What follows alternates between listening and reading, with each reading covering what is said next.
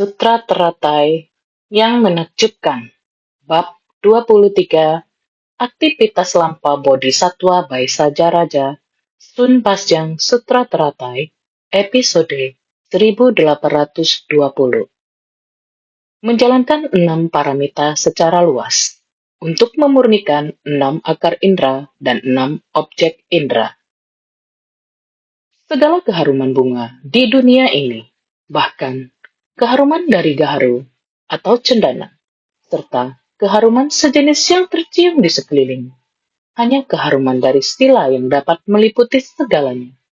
Satu rupa ataupun satu aroma di dalam alam dharma, tak lain dan tak bukan adalah jalan tengah. Demikian pula dengan keharuman dari kebajikan sila di dunia Buddha dan di dunia makhluk. Semua orang harus bersungguh hati.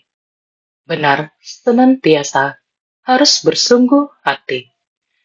Setiap hari harus bersungguh hati. Kondisi batin dalam setiap menit dan detik harus selalu menjaga niat batin kita dengan baik, benar, di dunia ini. Selamanya kita harus selalu menghayati dan memahami bahwa panjang pendeknya usia, namun siapa yang dapat mengetahuinya? Manusia, hari ini, untuk esok hari dan lusa, untuk masa mendatang, yang tidak dapat dihitung, terus-menerus, berada pada rencana diri sendiri. Namun, Sang Buddha memberitahu kita, dunia dipenuhi ketidakkekalan. Bahkan, hukum alam semesta, dunia pada alam semesta, lihatlah, segala sesuatu di dunia ini terbentuk, tertahan, rusak, dan musnah. Bagaimana dengan manusia? Terdapat lahir, tua, sakit, dan mati.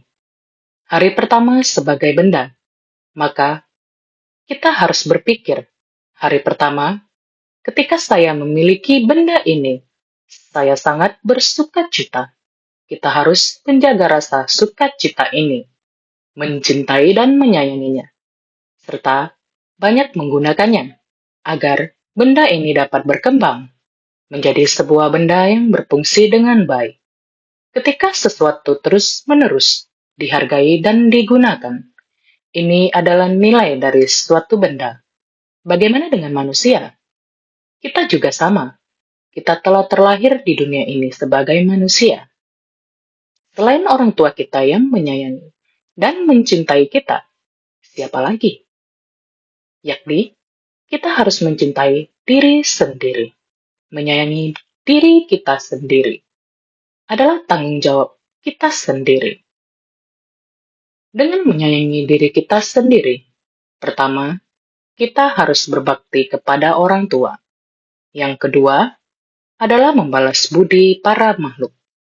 Yang ketiga adalah membalas budi Buddha. Orang tua menyayangi kita, maka kita harus berterima kasih kepada orang tua. Bagaimana kita harus berterima kasih atas budi orang tua? Dengan menjaga batin kita dengan baik. Ketika kita lahir di dunia, waktu yang kita lewati, kita harus menjadi sosok yang pantang menyerah. Kita harus bersumbangsi untuk dunia. Semua ini adalah untuk membalas budi orang tua. Juga membalas budi para makhluk. Pada saat yang sama, juga membalas budi Buddha. Jika kita adalah murid Buddha, kita mengamalkan sesuai ajaran. Bagaimana Buddha mengajari kita? Kita mempraktikkan dalam tindakan nyata, berdasarkan pengajaran dan didikan yang diberikan Buddha. Ini disebut sebagai membalas budi Buddha, yang juga persembahan teragung kepada Buddha. Sehingga memberikan persembahan kepada Buddha adalah membalas budi Buddha. Persembahan apa yang kita berikan? Yakni mempraktikkan dalam tindakan nyata ajaran Buddha. Ini disebut membalas budi Buddha. Mengapa kita harus terjun ke tengah orang banyak untuk bersumbangsi kepada orang lain? Itu karena ajaran dan didikan Sang Buddha kepada kita untuk mempraktikkan jalan bodhisattva. Lalu, dari manakah jalan bodhisattva itu dimulai? Bodhisattva muncul dikarenakan ada makhluk yang menderita. Karena adanya makhluk yang menderita, kita harus terjun masuk ke dalam. Maka, karena terdapat makhluk yang menderita, yang menyempurnakan jalan bodhisattva kita. Oleh karena itu, kita harus berterima kasih atas budi para makhluk. Terlebih lagi, kita hidup di dunia ini. Adakah satu orang pun yang bisa hidup tanpa bergantung pada perpaduan kekuatan dari para makhluk yang membuat kita tetap hidup? Kita sering membahas pakaian, makanan, tempat tinggal, dan transportasi. Baru saja, ketika saya hendak berjalan masuk, ketika keluar dari ruang baca, berjalan selangkah demi selangkah ke depan, saya berpikir, demikian betapa datarnya jalan ini, betapa bersihnya lantai ini, membuat setiap langkah saya stabil dan mantap, hingga saya bisa masuk ke dalam ruang ceramah ini. Setelah masuk, terasa nyaman. Saya memberi hormat pada Buddha. Ketika saya duduk di tempat ini, saya merasa semuanya telah tersedia. Terdapat meja dan kursi. Terdapat orang yang mendengarkan apa yang ingin saya sampaikan. Saya sungguh bersyukur. Semua sebab dan kondisi ini sudah sempurna. Maka saya pun harus berterima kasih kepada para makhluk, semua orang yang menyempurnakan segala kebutuhan saya tanpa kekurangan. Mulai dari tanah yang rata hingga pakaian yang rapi, semuanya sudah dipersiapkan. Ketika saya masuk, semuanya ini sudah dipersiapkan. Semua ini adalah hasil sumbangsi dari semua orang. Dunia memiliki sumber daya. Menggunakan aspirasi dari banyak orang, mereka perlahan-lahan mengukir dan membentuknya. Terbentuk sebuah meja yang begitu sempurna. Saya dapat menyentuh meja. Ketika berjalan melaluinya, tangan dapat menyentuh meja ini. Kualitasnya sangat tinggi dan sangat bagus. Juga terdapat kursi yang dapat diduduki. Pikirkanlah, bukankah itu diselesaikan dengan tenaga kerja dari banyak orang? Tahun 2020, sekelompok bodhisattva datang dari bagian utara Taiwan. Saya bertanya kepada mereka, "Kenapa kalian bisa datang kali ini?" Mereka berkata, "Master, kami datang untuk bersih-bersih. Kami ingin membersihkannya agar bersih setiap hari." Mereka berkata, "Kami harus membersihkannya setahun sekali hingga ke atap yang sangat tinggi. Di setiap sudut, kami juga membuatnya hingga bersih." Benar, begitu tinggi, tidak dapat dibersihkan setiap hari juga. Di langit-langit, bahkan langit-langit harus dijaga terbebas dari debu. Mereka menghargai keluarga sendiri. Ini adalah keluarga jiwa kebijaksanaan. Mereka berkata, "Kami sudah kembali untuk membantu. Kita setiap orang sudah terbiasa panjat ke atas dan ke bawah. Jadi kami kembali untuk membantu membersihkan." Haruskah kita bersyukur? Ya, sangat bersyukur. Ini adalah semua orang berkumpul dengan cinta kasih untuk membersihkan lingkungan sekitar dan menjadikannya tempat pelatihan yang sangat agung. Saya berterima kasih. Saya duduk di ruangan pertemuan dan rapat seperti ini. Setengah hari, saya melakukan konferensi video dengan instansi Amerika Serikat.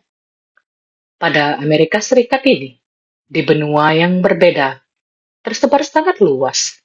Kita terhubung dengan mereka melalui konferensi video satu persatu, mendengarkan kisah mereka dan lain-lain. Selama 1 hingga 2 jam, mendengar semua orang berbagi kisahnya. Mereka semua sangat giat bersemangat. Semua orang aman dan damai. Semua orang sangat giat bersemangat. proses ketekunan adalah mendengarkan sutra. Kami semua ikut menghirup Dharma. Sekarang, kami memiliki waktu luang karena gelombang COVID-19 kali ini, sehingga menyebabkan banyak perusahaan berhenti beroperasi. Semua orang tidak akan sibuk, maka memanfaatkan waktu ini melakukan konferensi video untuk menghirup harumnya Dharma, terutama setiap harinya. Semua komunitas mengadakan kelas bedah buku. Semua orang saling membagikan kisah batin yang mereka peroleh. Terdapat orang yang menyalin dan menulis sutra. Mereka mendengar Dharma dengan demikian. Saya sangat bersuka cita. Semua orang mengerti cara untuk memanfaatkan waktu. Dalam kurun waktu ini, tidak ada aktivitas yang dilakukan di luar. Memanfaatkan waktu untuk aktivitas bedah buku dengan semua orang. Semua orang menghirup Dharma dan mendengarkan sutra di rumah. Sejak subuh, mengikuti waktu kita di sini. Baik itu ketika subuh, tengah malam, ataupun sore hari. Hanya di Amerika Serikat, yang setiap negara bagiannya memiliki waktu yang berbeda-beda. Mereka bersama-sama menghirup Dharma. Ini merujuk pada niat batin, mempunyai tekad yang sama untuk mendengar Buddha Dharma. Setelah mendengarkannya, mereka memasukkan Dharma ke dalam batin. Seperti gelombang pandemi ini, batin mereka tetap tenang dan mantap. Meski di luar sana, masih banyak yang membutuhkan, mereka tetap dapat menjaga diri mereka dengan baik. Mampu mengirimkan bantuan ke tempat-tempat yang membutuhkan. Saat mendengar negara yang terdapat insan suci, kondisi batin insan suci, tindakan insan suci. Kurang lebih adalah demikian. Mendengar hal ini tentu membuat hati sangat bersuka cita. Inilah yang disebut persembahan penuh hormat. Persembahan dari praktik yang tekun. Saya sungguh bersuka cita. Bersuka cita. Karena pada waktu ini, mendengar secara menyeluruh pada negara yang berbeda. Mereka memiliki arah tujuan bersama untuk ditekuni. Ini membuat saya terhibur. Pada sore hari sesi berikutnya, Bodhisattva dari Changhua pulang. Mereka tiba tadi siang. Pada sore hari, mereka berbagi kisahnya dengan saya. Pada aula Jinsu di Changhua, Juva demikian. Sekelompok orang hadir melakukan konferensi video dengan aula Jinsu di Changhua. Bodhisattva dari Changhua kembali ke samping saya, menemani saya dengan insan yang tidak dapat pulang. Berkomunikasi dengan mereka, sekeliling saya merupakan murid dari Changhua. Maka, bukankah hal ini juga perwujudan dari kekuatan gaib? Pada layar di hadapan kita, ketika melakukan konferensi video, dengan menunjukkan jari, lokasi Changhua, aula Jingsu, telah disiapkan dengan baik. Duduk dengan rapi, mulai melihat bayangan mereka, mendengar suara mereka. Duduk di sampingku, yang duduk bersama di Hualien, juga merupakan murid dari Changhua. Dengan demikian, baik jarak dekat maupun jauh, dikelilingi oleh bodhisattva dari Changhua. Di tempat itu, saat orang-orang mulai berbicara dengan saya sangat memuji mereka. Karena aula Jingsu Changhua telah berusia 20 tahun. Mereka memanfaatkan konferensi video ini untuk melaporkan. Master, aula Jingsu kami telah berusia 20 tahun. Tahun ini di tahun 2020. Akan mengadakan perayaan ulang tahun ke-20. Aula Jingsu telah beroperasi dan digunakan selama 20 tahun. Jadi menyebutkan, kami ingin melakukan rencana ini. Rencana tersebut sudah sangat jelas. Memperlihatkan halaman rancangan tersebut. Dengan sangat rinci. Maka saya memberitahu mereka. Pertama, saya memuji Anda semua. Saya sangat bersukacita karena Anda semua sangat tekun. Tidak pernah berhenti mendengarkan sutra, dengan tekun menyalin, menulis, dan mengadakan bedah buku sutra. Batin yang tidak terlepas dari Dharma, juga Aula Cise di Changhua. Arsitekturnya adalah sangat kuno dan cantik, terutama sangat mirip dengan budaya Lukang dan Changhua yang Anda tinggali. Anda semua dapat merancangnya sesuai dengan budaya Anda. Saya sering mengunjungi tempat tersebut. Semua orang sangat rapi, juga terhias dengan sangat baik. Dengan segala macam lirik budaya, Anda semua selalu sangat rapi. Juga, bagaimanapun Anda ingin memperlihatkan budaya Anda, kalian melakukannya di tempat ini. Saya sangat tenang dan tidak memiliki saran. Sudah seharusnya saya memuji Anda semua. Setelah selesai berbicara, mereka mengambil sebuah buku salinan sutra Zhen Wen Jin. Pada tahun 2020, dia berusia 93 tahun. Dia menitipkan sebuah buku kepada mereka, yakni buku sutra, yang disalin satu persatu, aksara secara pelan, yaitu bab budi luhur dari Sutra Makna Tanpa Batas. Aksara tersebut ditulis dengan sangat indah. Dia memberikan pesan dan memberitahu mereka. Hari ini, saya tidak dapat pulang. Anda harus memberitahu Master untuk menjaga kesehatannya dengan baik. Semua orang membutuhkannya untuk mendengarkan Dharma. Beliau harus membabarkan Dharma. Saya tidak bisa pulang, jadi tolong berikan buku salinan sutra ini kepada Master. Mereka memberikan buku ini kepada saya. Saya memegangnya di tangan. Saya membolak-baliknya. Sambil mendengarkan laporan mereka. Di tengah buku tersebut, dia berbicara kepada Master sebelum mereka datang. Dia berkata, "Saya tidak bisa pergi. Anda tolong saya merekam video. Saya ingin berbicara kepada Master." Dia ingin berkata pada Master untuk tetap sehat dan seterusnya. Benar-benar merekamnya. Dia berbicara kepadaku di layar sambil mengucapkan kata-kata ini. Salah satu bodhisattva di Changhua berkata, "Saya membantunya merekam ini. Hanya bagian ini saja. Menghabiskan waktu yang lama. Dia sangat teliti. Dia ingin rekaman ini direkam dengan baik, agar Master bisa mendengar setiap kata dengan jelas. Jadi merekam bagian ini. Demikianlah dia merekam ini untuk berbicara dengan Master.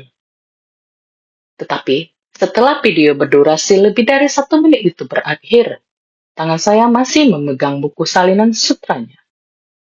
Selanjutnya, mereka berkata kepada saya, "Master, ketika kami datang ke sini, dia terus memesan kepada kami.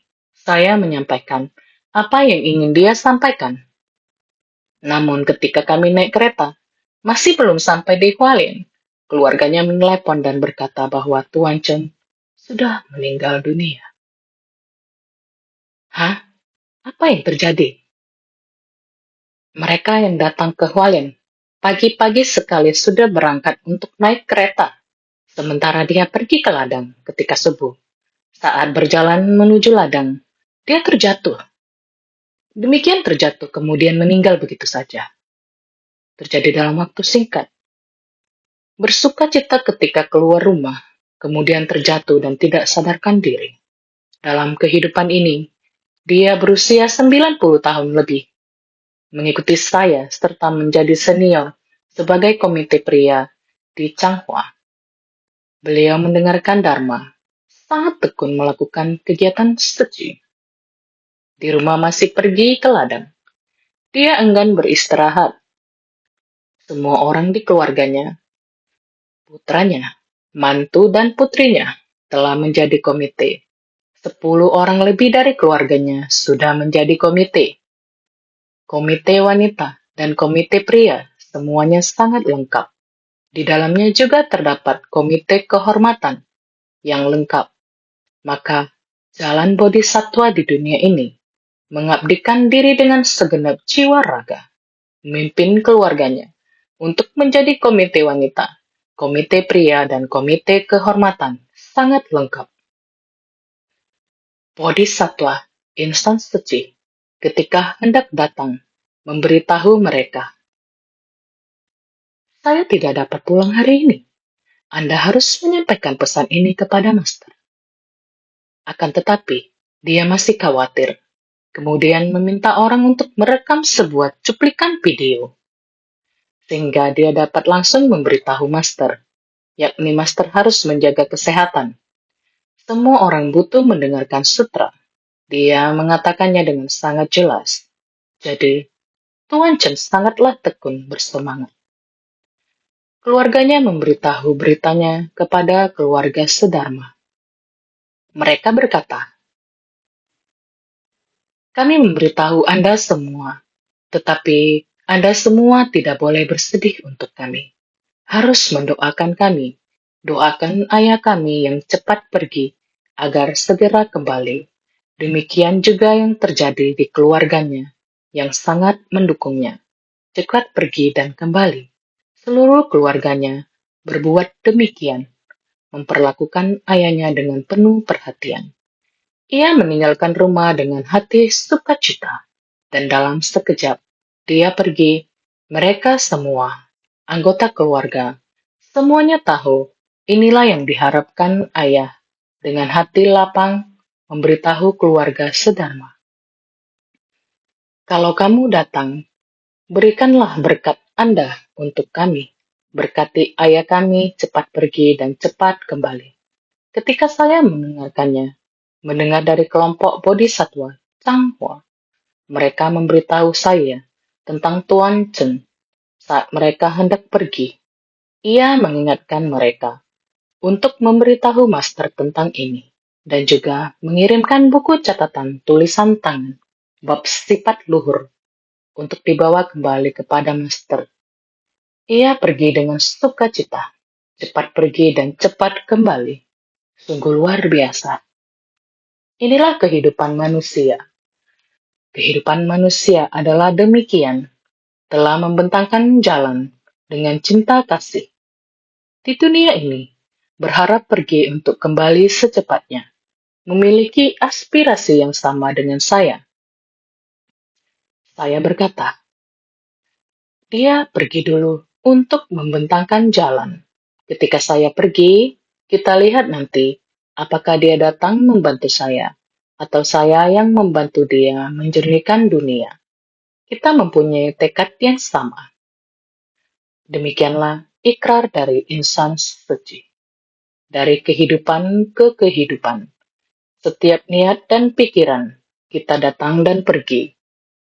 Selamanya, berada dalam lingkup keluarga sedharma. Kita harus terus-menerus datang dan pergi ke dunia. Datang pergi untuk menjernihkan dunia. Ini adalah tekad dan ikrar insan suci. Oleh karena itu, para bodhisatwa sekalian, kekuatan dari cinta kasih membangkitkan tekad dan menegakkan ikrar. Cinta kasih universal tanpa pamrih, bersumbangsi demi orang banyak. Pada umumnya kita sebut membangkitkan ikrar agung. Makhluk hidup yang jumlahnya tak terhingga. Aku berikrar menyelamatkan mereka semua. Kerisauan batin yang tiada akhir. Aku bertekad menghilangkannya seketika. Pintu dharma yang tiada terkira. Aku bertekad menguasainya semuanya. Jalan kebudayaan yang tiada tara. Aku bertekad mencapainya.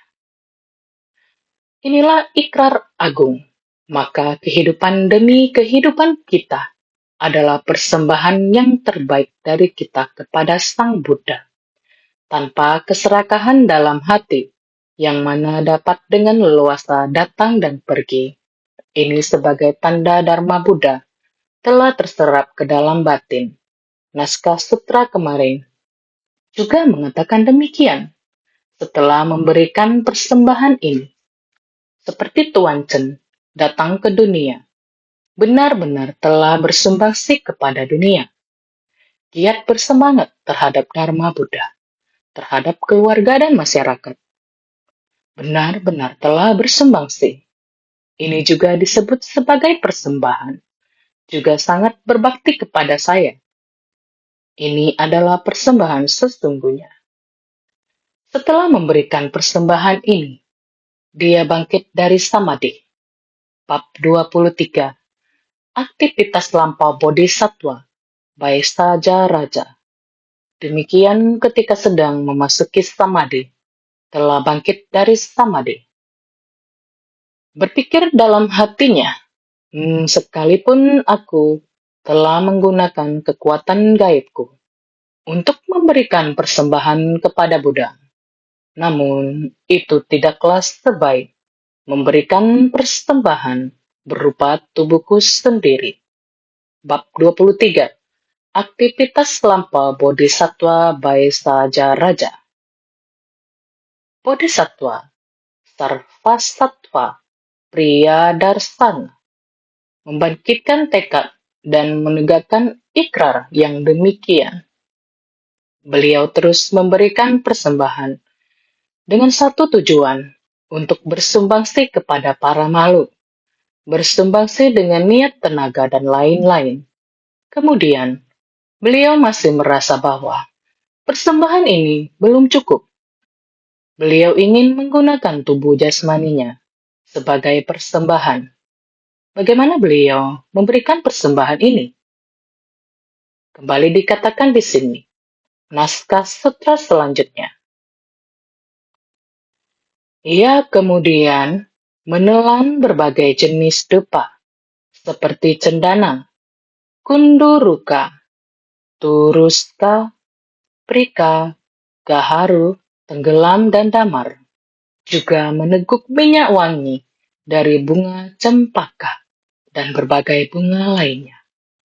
Setelah melakukannya selama 1200 tahun penuh, ia lalu mengolesi tubuhnya dengan minyak wangi. Bab 23. Aktivitas lampau bodhisattva Vaissaja Raja. Terus-menerus pada sekujur tubuhnya dengan semua wangian yang sangat berharga. Untuk tubuhnya secara terus-menerus memercikan, mengoleskan, dan lain-lain, baik luar dan dalam tubuh, diliputi wangian ini. Bagian dalam tubuhnya dipersembahkan secara bersamaan, sehingga ini menunjukkan beliau mempersiapkan tubuhnya yang tidak murni menjadi sebuah barang persembahan kepada Buddha, sehingga dengan penuh ketulusan beliau memercikan dan mengoleskan wangian, beragam-ragam bahan wangian, semuanya digunakan pada tubuh. Ia kemudian menelan berbagai jenis dupa, seperti cendana, kunduruka. Kunduruka yang ditelannya adalah dihasilkan di penjuru barat, adalah getah pohon. Di bawah terik matahari di musim panas, akan meleleh dan menetes ke dalam pasir, membuat tanah menjadi harum, makanya dinamakan kunduruka. Ia kemudian menelan berbagai jenis dupa. Menelan berarti meminumnya. Menelan berbagai macam jenis dupa. Kunduruka yang ditelannya adalah dihasilkan di penjuru barat. Kunduruka dupa jenis ini, bahan dupa ini, hanya penjuru barat yang memiliki dupa jenis ini. Pohon yang menghasilkan aroma demikian di bawah terik matahari di musim panas akan meleleh dan menetes ke dalam pasir, membuat tanah menjadi harum.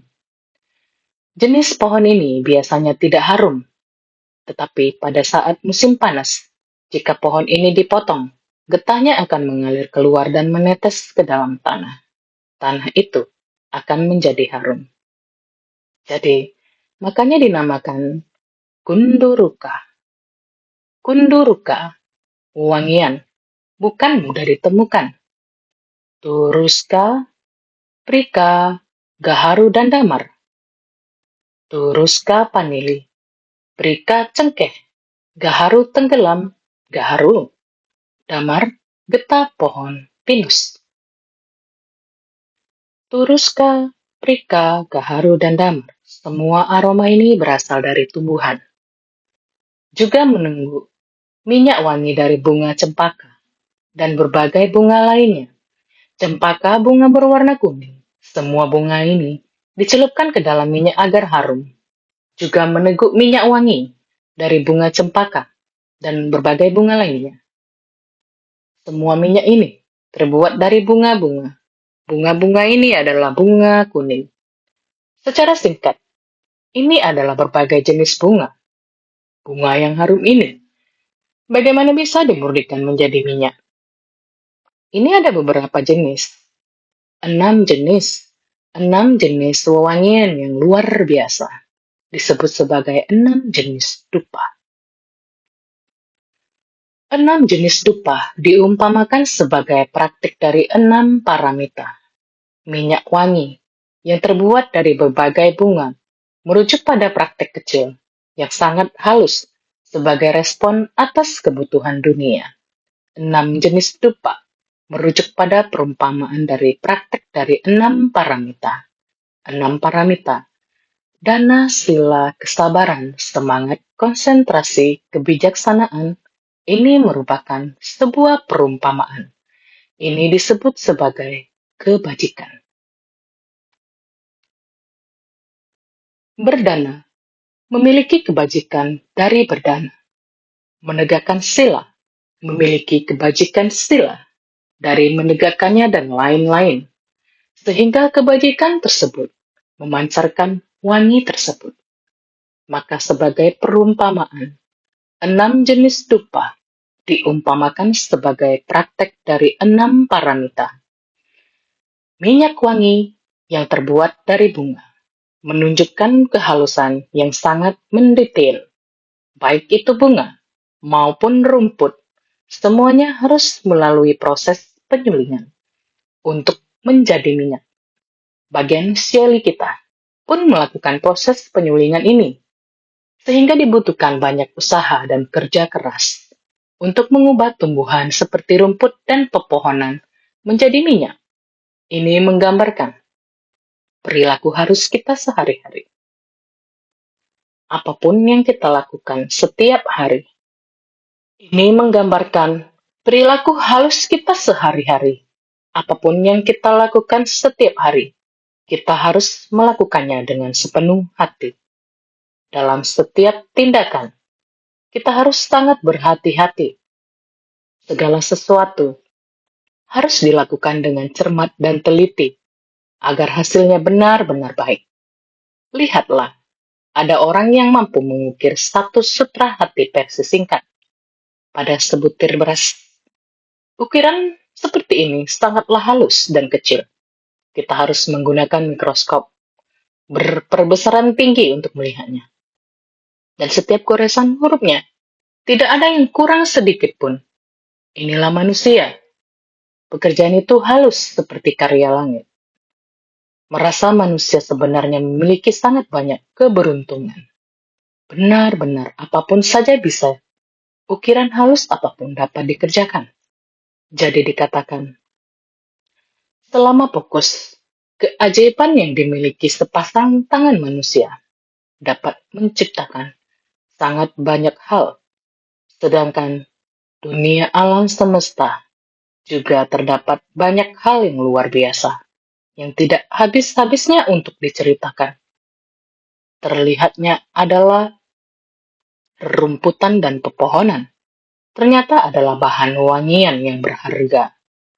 Hal-hal ini dilihat dengan mata duniawi kita. Tidak terlihat. Namun hal-hal ini semuanya sangat berharga. Sehingga dikatakan, ketika barang diambil sampai di tangan kita, kita harus menghargainya. Dengan prinsip yang sama, apalagi hubungan antara manusia, semua orang sangat berguna. Asalkan bersedia untuk membangkitkan tekad, kekuatan batin digunakan dengan benar, maka adalah nilai kehidupan manusia. Kehidupan manusia berlalu setiap menit dan detiknya, diakumulasikan menjadi nilai kehidupannya. Barusan saja diceritakan Tuan Chen, kita sungguh tidak tega, namun juga harus mendoakannya seumur hidup. Dia sangat detail dan juga sangat bersumbangsi. Selain itu, juga menjadi contoh teladan untuk orang lain. Bersumbangsi untuk dunia manusia. Inilah kesungguhannya dalam hal detail. Dia menciptakan karya halus yang muncul dari pikiran dan batinnya, yang tidak terhitung. Tidaklah terhitung, tidak terhingga, sehingga dikatakan, tidak ada yang tidak bisa dikerjakan oleh seseorang jika menggunakan pikiran dan batin yang benar. Mengerjakan hal yang benar. Inilah yang paling halus, batin dan pikiran kita. Apa yang kita kerjakan, semuanya benar. Ini yang dimaksud dengan sangat detail, sehingga dikatakan 6 jenis dupa adalah mengumpamakan praktek dari 6 paramita, aneka minyak wangi yang terbuat dari berbagai bunga. Menunjukkan teliti dan halus. Teliti, sangat halus dan teliti. Tindakan yang diambil sebagai respon dari dunia, dan sangat teliti. Seluruh keperluan dunia, kalimat yang Anda ucapkan dengan perlahan bisa jadi inspirasi untuk orang lain, serta memberikan manfaat besar kepada dunia. Sehingga kita harus cermat dalam berbicara, karena satu kalimat dapat menjadi kontribusi seseorang untuk dunia ini juga belum tentu.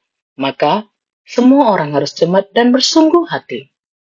Sehingga hal ini bukan hanya untuk sesaat, setiap saat harus bertahan selamanya. Sudah sampai sejauh mana?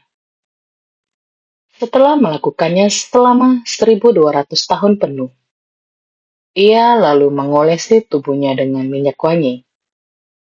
Secara demikian, ia memurnikan tubuh dan menegakkan tekad selama 1200 tahun. 1200 merujuk pada 12 landasan indera. Dwadasaya tanani dari akar indera dan objek indera. Bodhisattva ini demikian tidak menyia-nyiakan waktu, membaktikan jiwa kehidupan selama hayat masih dikandung badan.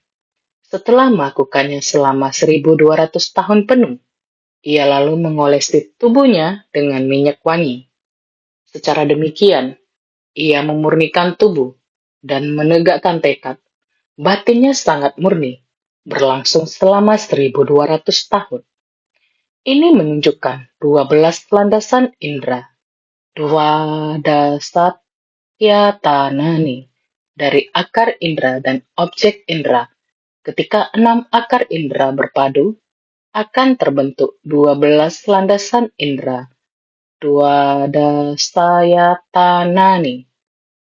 6 akar indera adalah mata, telinga, hidung, lidah, tubuh, dan pikiran yang terhubung dengan objek luar. Hal ini sudah pernah dijelaskan sebelumnya. Rupa, aroma, rasa, sentuhan, dan dharma. Semua orang seharusnya jelas. Minyak wangi seperti minyak osmatus dan lainnya bisa diolesi pada tubuh.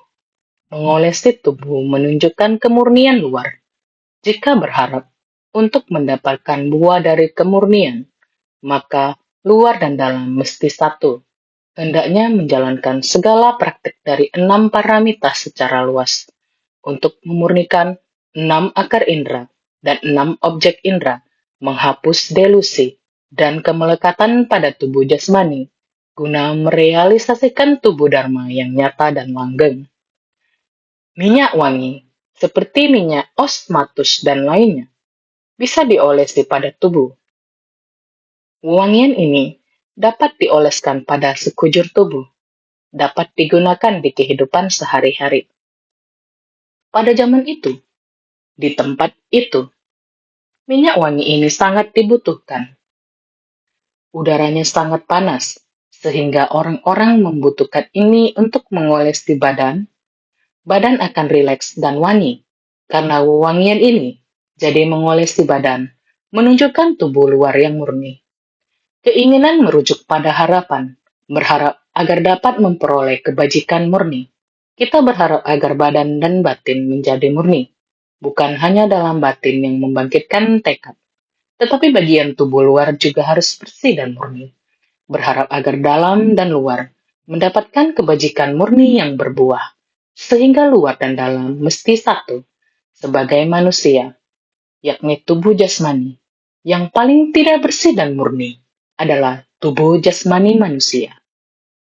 Tapi bagaimana kita dapat membuat tubuh menjadi sangat bersih dan murni? Kita harus menjalankan segala praktek dari 6 paramita secara luas. 6 paramita dan laksa prakteknya menjadi kebajikan kita, sedangkan kebajikan dilambangkan dengan wangian, maka memurnikan 6 akar indera dan 6 objek indera.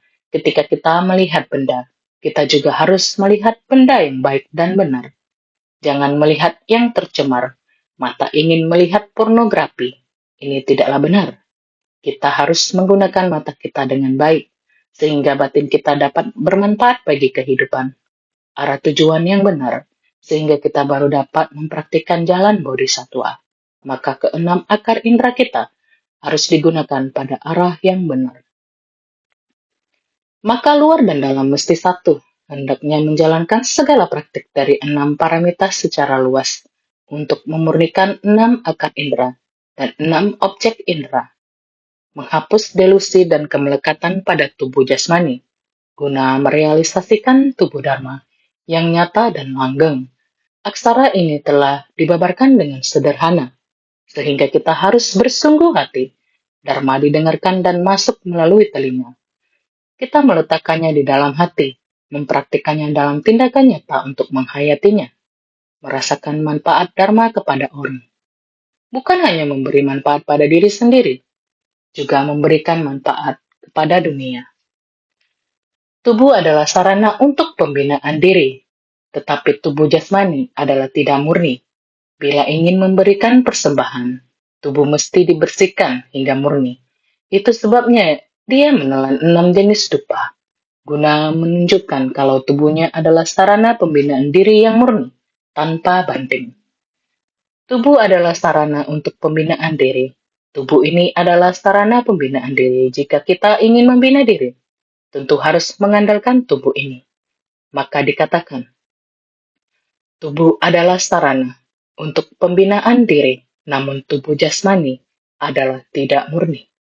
Bagaimana agar tubuh ini menjadi bersih dan murni? Yaitu dengan melakukan hal yang harusnya Anda lakukan dengan baik. Tidak kembali melakukan hal yang tercemar. Ini juga disebut sebagai memurnikan tubuh. Melakukan hal yang benar sebagai persembahan kepada Buddha. Hanya saya, kita, masih juga sama. Yang tidak tampak adalah terus dilakukan dalam kehidupan sehari-hari.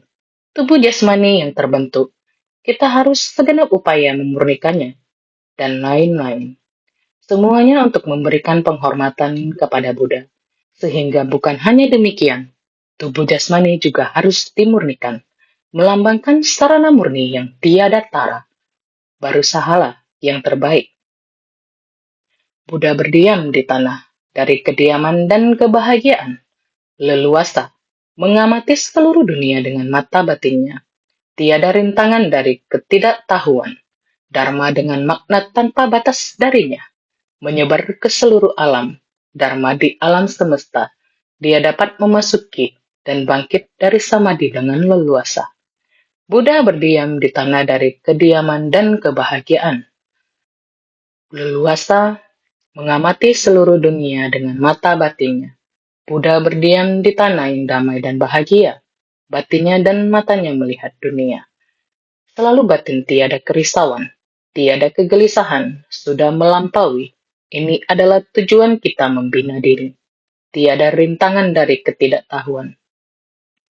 Kita manusia dirintangi oleh ketidaktahuan. Alam dari Buddha dan Bodhisattva Sudah tidak ada ketidaktahuan yang merintangi. Jadi Dharma dengan makna tanpa batas darinya.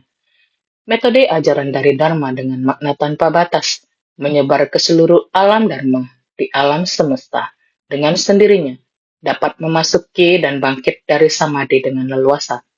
Oleh karenanya, para bodhisattva kuatan dari cinta kasih yang tak tercemar. Kita bersumbangsi, bodhisattva muncul dikarenakan ada makhluk yang menderita. Selain mengerjakan urusan dunia, sekembalinya hati kita harus murni, bukan di luar melakukan sesuatu. Merasa saya sangat berhasil, maka saya sangat bangga dan sombong.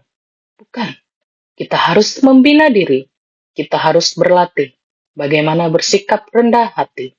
Yang harus kita latih adalah bagaimana memandang orang lain sebagai Buddha. Bodhisattva Sada Pari Buta. Anda semua akan menjadi Buddha. Saya tidak berani memandang rendah kalian. Ini adalah membina diri. Jadi membina diri, percaya diri sendiri juga bisa mencapai kebudaan. Kita juga tidak boleh memandang rendah orang lain.